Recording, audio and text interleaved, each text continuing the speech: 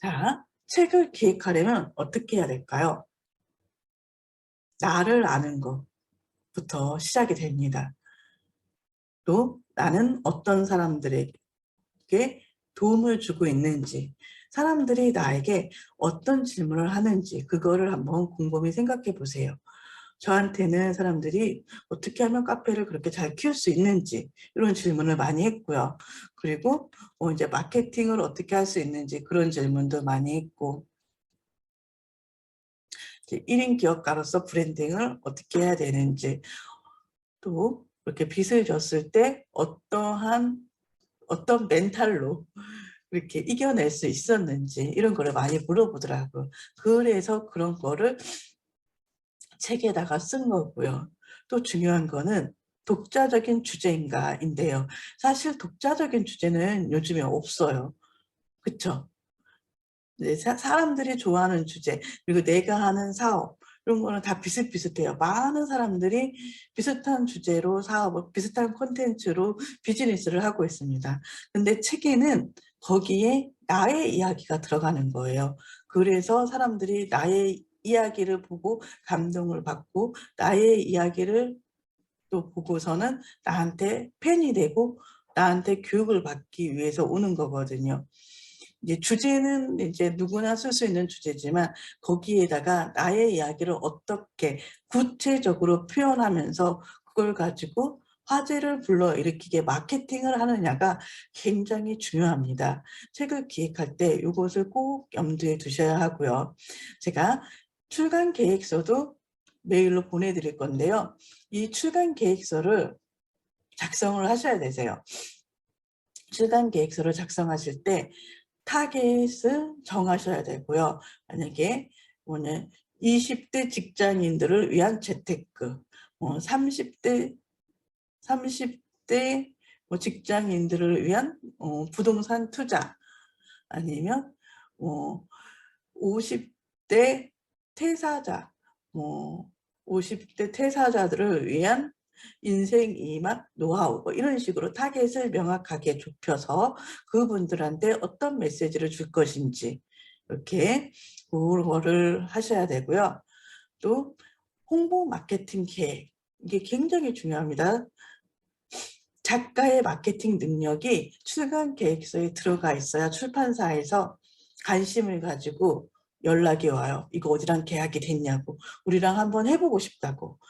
그래서 그 출간 계획서에 나는 블로그 채널 뭐를 운영하고 있고, 블로그 주소가 어떻게 되고, 유튜브 채널 어떤 거를 운영하고 있고, 구독자 수가 어떻게 되고, 인스타그램 아이디가 어떻게 되는데 거기에 구독자, 친구 수, 팔로워 수가 어떻게 되는지, 그리고 내가 출간하면 어느 정도를 판매할 수 있는지가 출간 계획서에 들어가 있어야 되세요. 또한 출간 타이밍도 굉장히 중요한데요. 많은 분들이 이렇게 올해같이 10년 이렇게 그 새해가 시작될 때 새로운 마음으로 이제 그 사업도 시작을 하시고, 그리고 미라클 모닝도 시작을 하시고 여러 가지 도전을 하시잖아요. 이런 데 또 책을 많이 내는 거고요.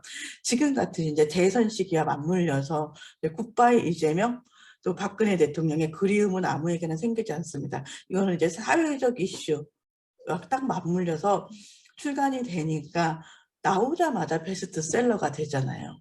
이렇게 출간 타이밍도 굉장히 중요합니다. 지금 이제 라이브 커머스가 굉장히 유행이잖아요. 너도 나도 인스타그램에서 인스타 라방을 하고, 네이버 쇼핑에서 라이브 방송을 하고, 그립에서 라이브 방송을 하고 하는데, 이제 제가 아는 작가는 출판사에서 아까 기획 출판을 의뢰가 온 거예요. 그분은 책은 몇 권 내긴 했지만 라이브 커머스랑은 전혀 상관이 없는 분이시거든요. 근데 이제 라이브 커머스가 이제 앞으로 대세가 될 거니까 책을 내자라고 해서, 그분은 전혀 상관이 없지만 이제 자료 조사를 해가지고 라이브 커머스에 대한 책을 80% 쓰셨대요.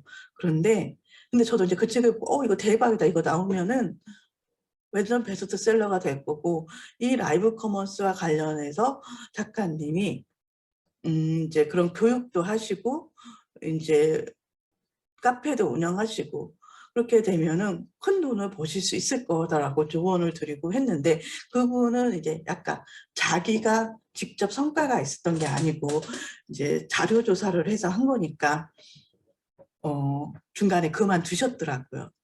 이렇게 출간 타이밍, 사회적 이슈에 맞춰가지고 책을 기획하고 내는 것도 굉장히 중요합니다. 또 제목을 정하는 거, 기획할 때 제목도 적어서 내거든요. 이 제목을 어떻게 정하느냐에 따라서 베스트셀러가 되기도 하고 베스트셀러가 안 되기도 합니다. 베스트셀러의 첫 관문은 제목이다. 책 내용과 주제가 드러나야 하고요. 강렬하고 명확하게.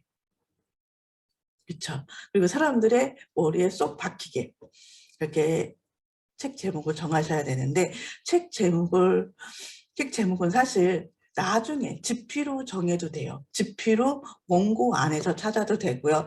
그리고 이거는 과제예요. 책이 이제 인쇄가 되고 이제 편집이 다 되고 이제 세상에 나오기 바로 직전에 출판사에서 회의를 해서 제목을 정합니다. 어차피 출판사에서 바꾸니까 초반에 너무 신경 쓰지 않으셔도 되고요. 물론 내 머리에서 반짝반짝 좋은 게 생각나면 그 과제로 쓰면 되는 거고, 출판사에서도 그게 마음에 들면은 그걸 쓰겠죠. 그렇죠? 그리고 이 제목을 정할 때 2인자 전략을 쓰셔도 되죠. 이거 많이 쓰는 방법인데요. 기존의 베스트셀러에서 비트는 거예요. 미움받을 용기가 인기가 있으니까 상처받을 용기, 행복해질 용기, 이런 식으로 용기 시리즈가 쭉 나왔고요. 또 뭐 하루 10분 독서법, 하루 10분 운동법, 이렇게 하루 10분 시리즈, 또 하루 1시간 시리즈, 이런 식으로 유행이 있어요. 베스트셀러에서 비틀면서 그 유행을 따라가게 되면 사람들은 좀 익숙한 것을 좋아하거든요. 그리고 그 흐름을 탈 수가 있으니까 조금 더 베스트셀러가 되기가 쉽겠죠. 그다음에 제목을 정했으면은 목차를 정해야 됩니다. 목차는 이제 경쟁 도서와 참고 도서를 분석을 해야 되는 거고요. 요거 분석을 어떻게 잘하느냐에 따라서 이제 제가 보니까 이 사업을 잘하고 비즈니스에서 성과가 있는 분들은 분석을 굉장히 잘하시는 분들이더라고요. 그래서 책을 쓸 때도 경쟁 도서와 참고 동서를 분석을 해서, 아, 이 책에서는 이게 잘 됐고 이거는 안 됐고 나는 이거를 더 추가해서 써야 되겠다, 이런 식으로 좋은 것은 취하고 나쁜 것은 빼고 나의 뭐 완전 나의 특이점을 갖다 넣고, 이렇게 되면 좋은 목차가 나올 수가 있어요. 또 키워드를 구글링 해보세요. 그 키워드를 구글링해서 거기에서 목차를 뽑아낼 수가 있는 거예요. 잡지나 기사나 다른 책 소개 속에서도 추출을 해낼 수가 있고요. 거기에서 살짝 바꿔주면 되세요. 그러니까 다른 사람의 경쟁 도서나 참고 도서의 그런 목차를 그대로 따라하는 거는 문제가 되겠지만, 이제 비슷한 종류의 잡지나 기사, 신문 기사, 보도 기사, 아니면 다른 책을, 이렇게 책에도 이런 게 있잖아요. 책에도 앞날개 있고 뒷날개 있고 또 거기에서도 이렇게 핵심 문구를 찾아서 살짝 바꿔서 내 목차로 만들어도 되고요.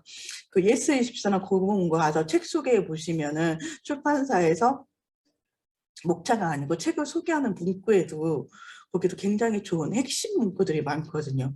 그거를 살짝 바꿔서 목차로 사용하시면 좋습니다.